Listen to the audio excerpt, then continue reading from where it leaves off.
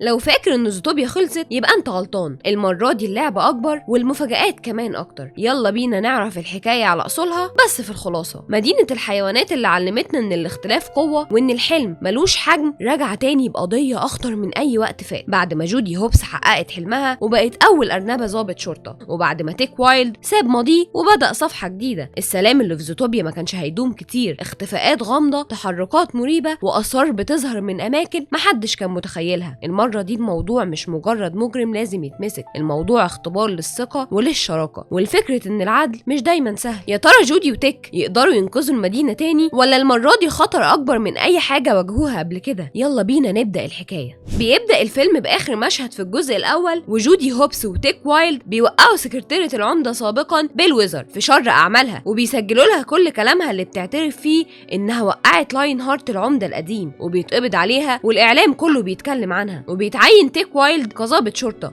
وبيكونوا أول فريق بيتكون من أرنبة وثعلب. وبنعرف إن في عمدة جديد لزوتروبوليس اسمه براين بيكون، ممثل سابق، وبنشوف احتفالات بجدران الطقس إن عدى عليها 100 سنة اللي خلت المدينة تقدر تكون مدينة آمنة لجميع الحيوانات من كل بيئة. وبنشوف العمدة الجديد في مقابلة صحفية بمناسبة الاحتفال وهو بيقول بما إن أرنبة ريفية وثعلب مكار من عالم الإجرام قدروا يتجاهلوا الاختلاف الكبير اللي بينهم ويشكلوا فريق، فزوتوبيا تقدر تحتوي الاختلافات عشان يكونوا اقوى. وبنشوف جودي هوبس وهي متحمسه جدا وبتقول لتيك ان هم هيكونوا اقوى فريق في المدينه وهيحلوا قضيه جديده، وبنشوفهم وهم بيجهزوا لاول يوم شغل. وبتصحى جودي بدري جدا بحماس ونشاط كالعاده، وبنشوف تيك وهو صاحي بالعافيه، وبنبدا نشوف اول قضيه القائد بوجو بيعرفهم عليها. بيكون مطلوب منهم القبض على مجرم بيهرب بضاعه غير شرعيه عن طريق المينا، وبيجي يوزع على جودي وتيك اقل مهمه، بيلاقيهم اختفوا، وبيعرف من الموظف ان هم راحوا يشتغلوا على القضيه وراحوا مع ابنهم على الموقع. وبنشوفهم وهم لابسين هدوم كأب وأم، وواخدين الثعلب الصغير صديق تيك في الجزء الأول على إنه ابنهم في عربية أطفال. وبيقابلهم الموظف المطلوب القبض عليه، وجودي بتعمل نفسها ذكية وبتسأله سؤال غريب جدا: هو أنت وظيفتك تتأكد من دخول بضايع مش مهربة للمدينة؟ وبيبدأ الموظف يشك فيهم وبيطردهم، لكن تيك بيبدأ في مكره وبيمثل عشان يصعب على الموظف، وبيقول له إنه جاي يحتفل بعيد ميلاد ابنه، وإن ده أول عيد ميلاد بعد الحادثة، وإنه عاوز السواق يكتب له على الجبس. وبيبدأ يشتت انتباه الموظف عشان جودي تقدر تدور على البضاعة المتهربة. وجودي بتحاول تفتح المكان اللي فيه البضاعة، القائد بوجو بيكلمهم على اللاسلكي، والموظف بياخد باله وبيعرف ان هم شرطة، وبتقع البضاعة وبيحاول يهرب، وهم بياخدوا عربية بسرعة وبيحاولوا يلحقوه، وبيبعتوا رسالة للقوات ان هم وراه. وبنشوف زمايلهم وهم مش عاوزينهم يتدخلوا وبيقولوا لهم ابعدوا وسيبوا الفريق الحقيقي هو اللي يتصرف. وبنشوف مطاردة من كل فريق للشرطة، بس هو بيكون اذكى وبيقدر يهرب من كل الفرق. وبيكون ده اثناء احتفالية كبيرة جدا في المدينة، وبيكون في اعداد كبيرة من السكان، وبتحاول جودي انها تكون وراه وتلحق تقبض عليه. وبيكون في خطر على الحيوانات، وبنشوف الموظف المطلوب القبض عليه مغمى عليه في العربية، فبتضطر جودي تنط في العربية بتاعته عشان تسوقها لانها كانت هتدخل في الحيوانات. وبيكون تيك خايف عليها، ولكنها بتقدر فعلا انها تبعدها عن الناس، بس للاسف العربية بتقع على تمثال بيكون ورا العمدة على طول، وبيتقبض على الموظف. بس وهي بتخرج من العربية بتشوف حاجة بتهرب منها، ولما بتدور بتشوف جلد تعبان. وبنعرف ان المدينة بتمنع الزواحف من العيش في المدينة، وبالاخص التعابين. وبنعرف ان مفيش تعبان دخل المدينة من 100 سنة. وبيطلب القائد بوجو يقابل تيك وجودي، وبيكون غضبان جدا، وبيحاول الفريق اللي فيه حمار وحشي ينسب القبض على المجرم ليهم. لكن جودي ما بتكونش مهتمة غير انها تقول للقائد انها لقت جلد تعبان في العربية، وان كان فيها اعلانات لزوتروبوليس المئوية، وكان فيها صندوق غريب. لكن بوجو بيكون غضبان جدا وبيقول لها ان هم دمروا نص المدينة، وبيقول لهم ان هم خالفوا الاوامر. بس بيقول لها ان رغم كل ده هو معجب بشغلها، بس طريقتها هتأثر عليهم في الشرطة وعلى اي حد ممكن يشوفها قدوة لانها مندفعة. وبيقول لها انها مش هتقدر تنقذ العالم في كل قضية. وتيك بيهزر كالعادة، وبوجو بيقول له هو انت ما ينفعش تبطل هزار شوية. وبوجو بيمنعهم عن العمل مع بعض في الميدان، ولو فشلوا في المهمة اللي جاية مش هيشتغلوا مع بعض كفريق تاني، وانها اخر فرصة لاثبات ان هم فريق ناجح. وبنشوف المهمة دي، وبنعرف ان بوجو بعتهم لمكان غريب جدا فيه دكتورة نفسية تقريبا، وان هم موجودين عشان الشركاء الغير متفاهمين مفروض يشتغلوا على نفسهم عشان يقدروا يتغلبوا على ده. وجودي بتقول لها ان هم شريكين من اسبوعين بس، وان مفيش مشاكل بينهم، وان وجودنا هنا مجرد سوء تفاهم. بس الدكتورة بتقول لهم شفتوا ازاي ما ادتش فرصة لشريكها يرد، وبتطلعها عندها عقد نفسية. وجودي بتبتدي تتوتر وتهز رجلها، وتيك بيضحك فبتقول له انه هو مصدر توترها وانه مش ناضج عاطفيا، وقدامهم سنتين عشان يقدروا يتفاهموا. وجودي وتيك بيكونوا مش فاهمين فاهمين ايه اللي بيحصل، وبيخرجوا وجودي بتطلب منهم ان هم يروحوا للقائد بوجو ويوعدوه ان هم هيكونوا احسن، لكن تيك بيقول لها خلينا نستخدم طريقتي المره دي ونبعد عنه شويه لحد ما ينسى. لكن جودي بتكون شايفه ان هم مش هيثبتوا ان هم فريق كويس طول ما هم في الاجتماعات النفسيه الغريبه دي، بس تيك بيقول لها لو اشتكينا هتزيد مده العقوبه، خلينا نلعبها بذكاء ونبعد عن الانظار ونكون فريق الاحلام. وبنلاقي زمايلهم في الشرطه بيتنمروا عليهم وهم خارجين. تيك بيسال جودي هو انت شايفانا فريق ناجح؟ بتقول له اكيد، بس انا عاوز اعرف نعمل ايه عشان نثبت ده للكل. تيك بيقول لها جايز احنا مش محتاجين نثبت ده لحد، وجودي بتكون شايفه ان هم مضطرين يثبتوا ده، وكل ما ده يكون حصل بسرعه يكون احسن. وبتديله كتاب وبتمشي، وبنشوف الفرق اللي بينهم قد ايه وقد ايه هم مختلفين. جودي بتروح وتكلم اهلها وبيقولوا لها ان التلفزيون بيقول انها محتاجه لحد ينقذها اساسا، وبيسالوها عن تيك، ومامتها بتكون شايفه انهم الاتنين مختلفين عن بعض جدا. وباباها بيقول لها ان اول قاعده من قواعد الشراكه انك تكوني عندك حق او تكوني سعيده، ومفيش مانع انك تتنازلي شويه. وبتقفل معاهم وبتكون محبطه جدا، وبتتفرج على التلفزيون وبتشوف الاخبار، وبنعرف ان في توسع هيحصل في مدينه تاندرا، والحيوانات بتكون قلقانه جدا، وانه هيتعمل حفل زو مئويه وهيتعرض فيه لاول مره دفتر لينكسلي، وبيكون فيه مخطوطات اصليه لجدران الطقس اللي صممها لابنيزر لينكسلي. وبتبتدي جودي تركز وتعيد مشهد معين، وبتشوف فيه العربيه اللي كان سايقها الموظف اللي اتقبض عليه، وانها من العربيات اللي هتقدم الضيافه للحفله، ولقت فيها جلد الزواحف. وبتفتح تاني الملف اللي فيه المعلومات اللي كانت عاوزه توريها للقائد بوجو عشان تتاكد من العربيه، وبتشوف اعلان الاحتفاليه، وبتعمل سيرش عن تاريخ دفتر لينكسلي، وبتعرف ان هي نفس الذكرى لهجوم التعابين الوحيد في تاريخ المدينه، وان الضحيه للهجوم ده كانت سلحفه بتشتغل عند عائله لينكسلي، اتسممت وهي بتحاول منع تعبان من سرقه دفتر لينكسلي، ومن الوقت ده محدش شاف تعابين في المدينه. وبتتصل جودي بتيك وتقول له على شكوكها واللي عرفته، وان التعابين حاولت سرقه الدفتر من 100 سنه، طب ولو حاولوا يسرقوه تاني؟ وتيك بيقول لها ان مفيش تعبان دخل المدينه من زمان، وراحت له بسرعه وبتقول له ان لو كان التعبان في الحفله فعلا يبقى احنا مش قادرين باننا نكون ظباط. وهو بيقول لها ان القائد بوجو وهو مسميه كفته لو عرف هيفصلهم عن بعض لو كان تفكيرها غلط، وهي بتقول له لو ما حلناش قضيه جديده عشان نثبت ان احنا ناجحين كفريق هيفصلهم برضه، واننا مش هنعمل حاجه، احنا هنراقب المكان من بعيد بس، ولو ما لقيناش حاجه هنمشي، ولو كنت انا صح محدش هيشكك اننا فريق ناجح. وبيوافق تيك وبيسالها هندخل ازاي من الامن، وهيكون شكلنا غريب في مكان زي ده، وهي بتقوله عشان كده هنروح متنكرين. وفعلا بيروحوا الحفله وبنشوف الاحتفال، وبيكون فيه كل حيوانات زوتروبوليس، وبنشوف قد ايه جودي متحمسه وهي رايحه، وبيقدروا يهربوا من الامن وبيدخلوا المكان بتاع الحفله، وبنشوف زعيم العصابه والدببه اللي كانوا في الجزء الاول وهم داخلين الحفله، والعمده وين دانسر بيوصل، وبنعرف قد ايه هو مهووس بالتصوير، ما هو كان ممثل قديم. وبيوصل جودي وتيك وبيروحوا للعربيات، وبتعرف انهي عربيه فيهم كان فيها التعبان، وبيشوفوا باب مفتوح في مكان الحفله، وبتلبس جودي فستان وبتدي لتيك لبس يلبسه عشان يقدروا يدخلوا الحفله، وهو بيقول لها احنا قلنا هنلقي نظره بس في كل الاحوال احنا بنمشي حسب رايك. وبيلبسوا وبتلبس جودي وبيكون شكلها جميل قوي، وتيك بينبهر بيها وبيقول لها التنكر ده مناسب ليكي جدا، بس كالعاده تيك عمره ما هيكمل كلامه عادي، بيتريق على ودنها فبتضربه، وبيدخلوا من الباب اللي مفتوح، وبتكون جودي منبهره جدا بالحفله، وتيك ما بيكونش فاهم ليه تعبان هيكون عاوز يسرق كتاب قديم زي ده، فبتقول له جودي انا ما اعرفش بس ما حدش هيسرقه واحنا هنا. وبتشوف جودي الدفتر فين، وبيقول لها تيك طريقتك هتبين اننا شكلنا غريب، وبنعرف انه كان بيروح للحفلات دي بس بيروح عشان يسرق، وبيوريها ازاي هو كان بيقدر يسرق وبيسرق حاجه وبيرجعها تاني. وبيشوفوا الدفتر، وبتروح جودي تشوفه من قريب، وبيشوف تيك بوجو وهو رايح ناحيه الدفتر، وبتقرا جودي براءه اختراع جدران الطقس اللي سره في الكتاب ده، وبنعرف انه لابنيزر لينكسلي هو اللي عمل الكتاب ده، والغلاف بتاعه بيكون مصنوع من معدن، وبيبلغها تيك ان بوجو جاي، وقدرت تستخبى منه، وهي بتتحرك خبطت في قطه والمشروب وقع عليها، وبيتكلموا سوا، وبنعرف ان اسمه بوبر، وبيطلع عارفها، وبيقول لها انها الشرطيه وانها جايه تحمي الكتاب. وبيشوف تيك جلد التعبان، وبتيجي قطه تانية وبتقول لبوبر انت المفروض تكون تحت. وبتعرف جودي انه من آل لينكسلي اصحاب الكتاب وجدران الجليد ومشروع التوسع، وبيكونوا بيعاملوه وحش جدا. وتيك بيكلم جودي وبيقول لها اعتقد انه لقى دليل، بس هي بتكون قافله السماعه، وبيشوف حبل فوق مربوط في السقف بيوصل للكتاب، وبيخبط تيك في القائد بوجو بالغلط، وبيحاول تيك يقول له ان جودي طلع معاها حق بس بوجو ما بيسمعهوش، بس تيك بيعرف يتصرف. لما جودي بتشوف بوجو ماسك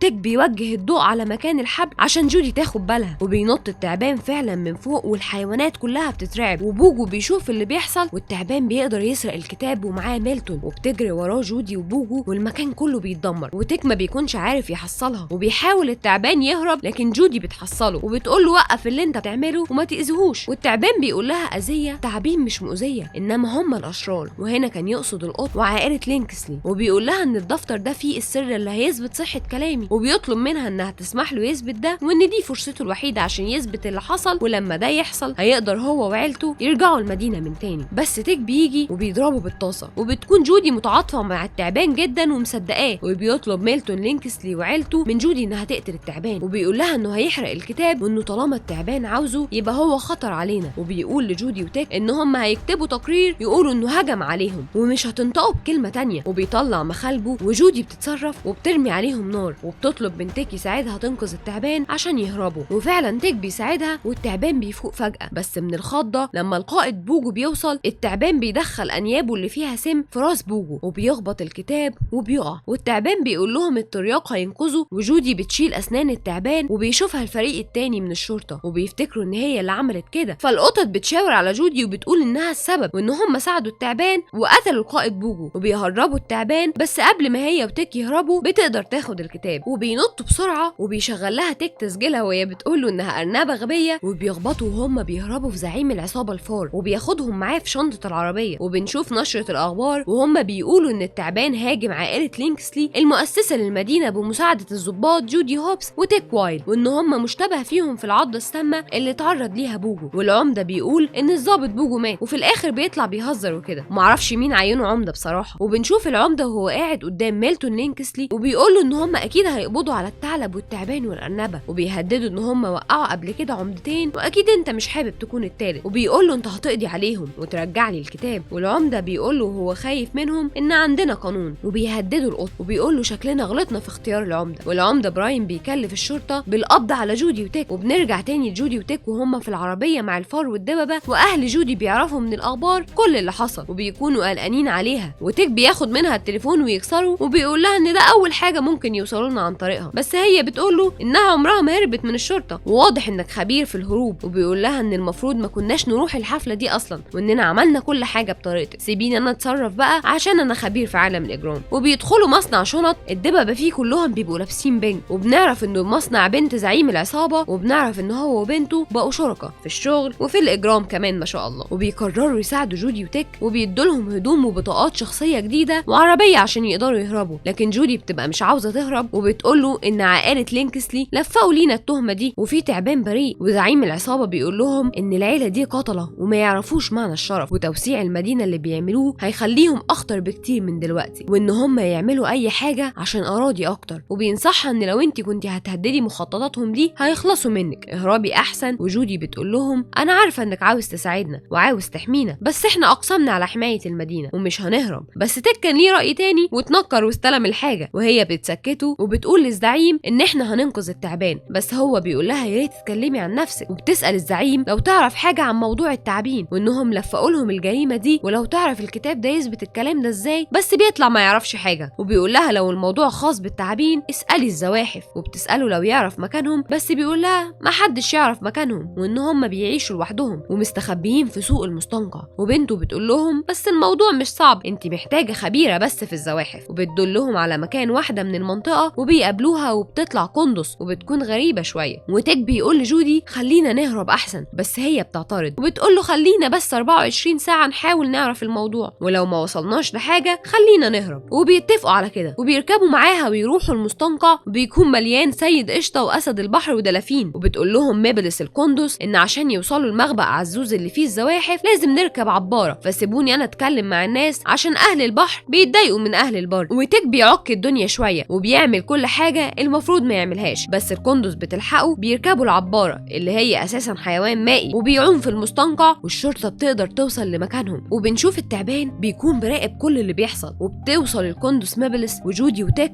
لمخبأ عزوز، وبيكون مكان مهجور ومش نظيف. وبنعرف ان تيك بيطلع عنده فوبيا من الزواحف. وقبل ما يدخلوا ميبلس بتقول لهم لو قدم ليكم عزوز اكل لازم تاكلوه، لان رفضكم بيوضح له انكم مش بتحترموه. وبيدخلوا وتيك بيكون خايف جدا، وبنلاقي زواحف بكل الاشكال والانواع. وبيقابلوا عزوز وميبلس بتعرفوا عليهم، وبيقعدوا يتكلموا معاه وبيقدم لهم اكل، وبيطلع دود. وجودي بتحاول تتوه عن الاكل وبتوري له الكتاب، وبتقول له هو ده ممكن يكون فيه براءة التعابين، بس هو بيقول لها كلوا الاول. وبيضطروا ياكلوا فعلا حاجة في في منتهى القرف بصراحه، وبيطلع كان بيعمل فيهم مقلب والكل بيضحك، وبنعرف ان هم اصلا مش بياكلوا دود. وعزوز بيمسك الكتاب وبيقول ان الغلاف معدني، وبتساله جودي وده معناه ايه؟ بيقول لها ان معناه ان السر في الغلاف، والتعابين بس هم اللي هيعرفوا السر ده، لانهم بيشوفوا حاجات على الغلاف المعدني محدش يشوفها غيرهم. وبتستغرب جودي ان دفتر ابنيزر لينكسلي لجدران الطقس ليه هيتحط فيه سر للتعابين، وبيقول لها انه ما يعرفش، لكن اكيد سر خطير لانه ماتت علشانه سلحفه. وعزوز بيقول لهم ان الحادثه دي ما اثرتش بس على التعابين، دي خلت الناس كلها ما تثقش في الزواحف، عشان كده مشيوا كلهم. وبعدها عائله لينكسلي عملوا اول توسعه لمدينه تاندرا، ودلوقتي بيعملوا توسعه تانية، والمره دي هتوصل للمكان اللي احنا عايشين فيه، وهيدفن سوق المستنقع تحت الجليد، وهيطردونا من بيوتنا، وهتاخد عائله لينكسلي الارض ومحدش هيقدر يمنعهم. وجودي بتقول السر اللي هنا اكيد يقدر، بس عزوز بيقول لها لو ده صح فالكتاب ده هيعرض حياتكم للخطر، وبيحصل هجوم فعلا من الشرطه في كل مكان في المستنقع، وعزوز بيساعدهم على الهروب. وبتساله جودي بتساعدنا ليه؟ بيقول لها انقذتوا المدينه مره واكيد تقدروا تنقذوها مره تانية، وممكن ساعتها يفهموا ان احنا مش مختلفين كتير. والضباط بتحاصرهم في الميه، والتعبان بيظهر ويسرق من جودي الكتاب وبيهرب، وبيقول لهم انها الفرصه الوحيده لعيلته. وجودي بتقول له انها عاوزه تساعده، وبتجري وراه هي وتيك، وبيعدوا بمخاطر كتير قوي، بس تيك وجودي بيقدروا يتغلبوا عليها. والقندس بتقول لهم وهم بيجروا وراه لو عدى الخط الاحمر ما تروحوش وراه. وبينط التعبان في حاجه زي شلال او انبوب ميه، وبيحاول تيك يحذر جودي بس ما بيلحقش، وبينط معاها للاسف، وبيلاقوا نفسهم جوه انبوب مليان ميه ومش بيقدروا يتنفسوا، وبتبقى جودي على وشك انها يغمى عليها، بس تيك بيلحقها وبيخرج من مخرج للانبوبه، وبيلاقوا نفسهم في مكان ما يعرفوهوش، وبيكونوا متضايقين انهم ضيعوا التعبان. وتيك بيقول لها اعتقد ان ده وقت مناسب للاعتذار، وجودي بتكون فاكراه ان هو اللي هيعتذر، بس بيقول لها انت المفروض تعتذري. فجودي بتتهرب وبتقول له ان احنا خلاص ضيعناه، فبيقول لها كفايه ان احنا لسه بنتنفس، حتى لو ما وصلناش ليه كده كفايه، لازم دلوقتي نوصل لعربيه نهرب بيها. وهم بيتكلموا بيشوفوا شنطه وبتفتحها وبتلاقي فيها علبه كبريت قديمه، وبيكونوا خلاص هيمشوا بيلاقوا معزتين بيتنططوا على الجبل، وبيقولوا لهم ان وجودهم هنا غريب، انتوا وقعتوا من الانبوبه. وبيكونوا خلاص المعزتين هيكلموا الشرطه علشان تساعدهم، بس جودي بتوقفهم، وتيك بيقول لهم احنا كنا ماشيين خارج المدينه، بس جودي بتسالهم الانبوب ده بيودي على فين؟ بيقولوا لهم كوبنهاجن. وبيكونوا ماشيين بس معزه من المعيز بتطلع ورد من بقها بيكون شبه اللي مرسوم على علبه الكبريت القديمه، وبتسالهم جودي على مكان الورد ده، وبنعرف ان اسمها ورده الحب، وبنعرف ان مكانها فوق الجبل وان ده مكانها الوحيد. وبيقولوا لها ان في كوخ فوق اسمه كوخ شهر العسل، بس هو مقفول عشان التعابين مستخبيه فيه. وبتبدا هي وتيك يتسلقوا الجبل عشان يطلعوا يدوروا على اي دليل فوق، ولكن تيك بيكون مش حابب ان هم يكملوا في الطريق ده، وشايف ان الاحسن ليهم ان هم يهربوا. وبتفضل جودي بتسال ايه ورا السر وايه علاقه خروج الزواحف بالكتاب، وبتطلب من تيك انه يكون اسرع. وتيك بيكون غضبان فبيشغل لها التسجيل، وهي بتعترف بنفسها انها ارنبه غبيه، وبتتضايق منه جودي وبيتخانقوا وبيشدوا من بعض التسجيل اللي هم بيعتبروه رمز لشراكتهم. وبتزعل جدا جودي لما التسجيل بيقع وبيتكسر، وبيوصلوا فوق الجبل، وبتدخل جودي الكوخ قبل تيك. وتحت الجبل الشرطه بتشوف التسجيل اللي وقع اتكسر، وبتقدر تعرف مكانهم، وبتحاول جودي انها تلاقي اي دليل في الكوخ. وتيك بينادي على جودي لكنها مش بترد، وفي نفس الوقت الشرطه بتقدر توصل للكوخ، وارض الكوخ اتكسرت بتيك، والشرطه شافته بس هو لحق نفسه قبل ما يقع. وبتلاقي جودي ورق كتير زي المجلات والجرايد اللي بتتكلم عن مخطط لينكس وعن مدينه تاندرا والتوسع وعن اين يقع وادي الزواحف. وساعتها بس بتعرف جودي ان كان في مدينه كامله للزواحف، وبتلاقي ورقه مكتوب فيها لاقي مدينه الزواحف. تعرف ان عائله لينكسلي بتطرد الحيوانات وبتاخد بيوتهم. وتيك بيقول لها لازم نهرب، بس هي ما بتكونش سامعه او شايفه غير انها لازم تساعدهم، بس بيقول لها ان الشرطه وصلت لينا. وجودي بتكون شايفه ان محدش هيصدقها وبتحاول تجمع الادله، بس تيك بيقول لها ان اللي هيحصل اسوأ بكتير من ان محدش هيصدقنا، لا دول ادوا اوامر ان هم يخلصوا مننا. بس هي بتقول له لازم نحل القضيه، وتيك بيتعصب جدا وبيقول لها ان القضيه ما تهمنيش وما تستحقش ان احنا نموت عشانها. وجودي بتقول له ان علشان العالم يكون احسن لازم يكون عندنا الشجاعه اننا نعمل الصح، لكن بيرد عليها تيك ويقول لها ان العالم هيفضل زي ما هو، وحتى لو كنتي بطله مش هتقدري تغيري حاجه. بتحبط جودي جدا وبتقول له انها شايفه ان هم مختلفين، وبتهجم الشرطه عليهم وبتضربهم بمخدر، وبيقسموا الكوخ لنصين، وبتقدر الشرطه تمسك تيك، وبيجي بوبرت لينكسلي والتعبان بيساعدوا جودي قبل ما تقع من فوق الجبل او يتقبض عليها. وبيحاول تيك يهرب من الشرطه عشان ينقذ جودي، بس قبل ما ينقذها بتتضرب من الشرطه بمخدر، وتيك بيتقبض عليه، والتعبان والقط بياخدوا جودي معاهم ويفوقوها. وبتسال على تيك وبنعرف انه اتقبض بيتقبض عليه، والشرطه بتاخد تيك للعمده ويل دانسر وبيسالوا على جودي ومش بيقول مكانها، فبيحبسوه في عربيه شبه السجن. وبيجي لينكسلي يسال على جودي برضه، ولما مش بيجاوب بيطلب من المساعدين انهم يبداوا في التوسعه ويجمدوا المستنقع ويطردوا الكل، وبيقول له ان حيوانات البحر زي الثعالب حيوانات درجه تانية، ولو قال للناس ان هم ساعدوا تعبان خطير محدش هيهتم باللي هيعملوه فيهم، وانه هيبعتوا لسجن وهتسمع خبر موت الارنبه وبيعوروا بمخالبه. وبيقول له ان المفروض كنت تسيب المدينه لما جات لك الفرصه، وجي حد اداله فرو من الشخص اللي بيساعد التعبان وبيعرف انه بوبرت، وبيطلب منهم ان هم يدوروا عليه. وبنرجع للتعبان كاري والبوبرت وجودي، وبوبرت سايق بيهم لمكان بعيد محدش يعرف طريقهم فيه، وجاري بيدي لجودي الكتاب وبيقول لها انه فرحان انه معاها في فريق واحد. وبتكون جودي خايفه من ناب التعبان علشان السم اللي فيه، وكاري بيطمنها انه معاه ترياق للسم ده. وبيوصلوا المكان في الصحراء، بيكون المكان ده بتاع بوبرت، بيكون فيه بعيد عن عيلته الشريره عشان يسترخي. وبيقعد جاري يلعب في المكان، وبوبرت ما بيكونش عاوز حاجه تبوظ. وبتسالهم جودي ازاي بقوا شركاء، بيقول لها جاري انه لما عرف ان الكتاب هيكون في الحفله بعت طلب انه يشوفه، ولحسن حظه ان بوبرت بيشتغل في البريد وانه ساعد جاري انه يهرب. وبيعرفوها ان هم لما يخلصوا هيساعدوا تيك ويساعدوا المدينه. وبوبرت بيقول لها ان الكل لازم يعرف الحقيقه، وبيمسكوا الكتاب. وبوبرت بيعرف جودي ان مش جده هو اللي حط السر في الكتاب، وبيشوف كاري السر اللي في الغلاف لانه من نوع افعى الحفر المستشعره للحراره. وبنعرف انه الدفتر ده اصلا مش ملك عائله لينكسلي، وان السر ان زوتروبوليس مش من اختراع الثدييات، وان اللي اخترعها هي جده كاري، وكانت عاوزه مكان تعيش فيه مع كل الحيوانات، واخترعت جدران الطقس وكانت عاوزه شريك. بس لما عرف جد بوبرت اهميه المشروع وعرف بيساوي ايه، خطط لسرقه التصميمات وخلص من الخادمه بتاعته ولفق التهمه لجده كاري. وعشان هي افعى الكل صدق ان هي اللي عملت كده في السلحفه، وكره الكل في الزواحف. ومع الوقت جده دفن حي الزواحف تحت الجليد، وجده مات وكان فاكر ان السر اتدفن معاه، بس لحسن الحظ ان الشهاده الاصليه اللي شالها من الكتاب لسه موجوده، وجده كاري مخبياها في بيتها، ولو لقوا البيت بتاعها في حي الزواحف هيلاقوا الشهاده. وبنعرف ان كاري قدر يعرف من غلاف الكتاب مكان حي الزواحف ورا جدران الطقس تحت الجليد، وبيكون عند برج الساعه. وبتقول لهم جودي ان لو ما اختفاش تحت الجليد هيعرفوا يوصلوا له. وبيقول لهم بوبرت ان جده فصل الكهرباء عن المنطقه دي، وبيعرفوا مكان مفتاح الكهرباء في غرفه التحكم الاصليه، وهي اقدم جدار في جدار طقس تندرا الصحراويه. وعن طريق تليفون بوبرت بيقدر جده يعرف مكانه. وبنشوف تيك وهو داخل السجن وكل المساجين بيكونوا مش طايقينه، وبيحاول يكلم الشرطيه ويشرح لها اللي حصل، بس هي بترفض الكلام معاه. وبيجي حد يبلغها ان هم عرفوا مكان جودي وبوبرت وكاري، وبتسيبه وتمشي. وبيلاقي تيك معاها القندس وبيحكي لها اللي حصل ما بينه وما بين جودي، وانه لما قال لها ان القضيه ما تستحقش اننا نموت، وانه كان قصده انها ما تستحقش تموت لان الحيوانات الوحيده اللي زيه ما بيلاقوش اصدقاء حقيقيين وهو مش عاوز يخسرها، وبتقدر تعمل مفتاح للزنزانه بالقرقده. وبيسمع الشرطه وهي بتقول على مكان جودي وهي في صحراء ديونز، وبيقدر يهرب. واغلب اللي في السجن بيهربوا لما بيدوس على زرار غلط والباب بيتكسر، وبيخرج تيك وكل المساجين وياخدوا كل العربيات. وتيك ما بيلاقيش عربيه عشان يروح لجودي، ولكن بتجيله فكره انه يكلم صاحبه فلاش لانه اسرع واحد في المدينه. وبنشوف جودي وبوبرت وكاري في الطريق عشان يوصلوا لجدران الطقس، وبتقدر الشرطه تعاقب جودي وبتكون وراها بالظبط. وتيك بيطلب المساعده من كلاو هاوزر في الشغل، وفعلا بيقدر يساعده، وبيعرفوا مكان جودي. وبيوصلوا لجدران تندرا الصحراويه، وبيكون في احتفاليه كبيره هناك. وبتشوف جودي الشرطه وبتعرف ان هم بيتعاقبوا التليفون، وبترمي تليفون بوبرت بسرعه وبيتحركوا عشان يلحقوا يدخلوا. وبتحاول جودي وبوبرت وكاري ان هم يهربوا من الشرطه، وبيعدوا بسرعه وسط الاحتفال. وبتقابل حيوانات وبيساعدوها ان هم يشتتوا الشرطه. وبيقدر تيك يعرف مكان جودي، وبتعرف عائله لينكسلي ان جودي في طريقها للجدار، وبيقدر يعرف هي رايحه هناك ليه. وبيطلب كبير عائله لينكسلي ان هم يتخلصوا منها في اسرع وقت. والظابط بتحس انها مش عاوزه تعمل كده، وبتقرر انها مش هتتخلص منهم، بس في حد بيخبط في ايدها بالغلط، فالطلقه بتخرج من المسدس غصب عنها وبتبقى هتيجي في جاري. فبتحاول جودي انها تلحقه، وكانت هي اللي هتموت، بس وصول تيك في الوقت المناسب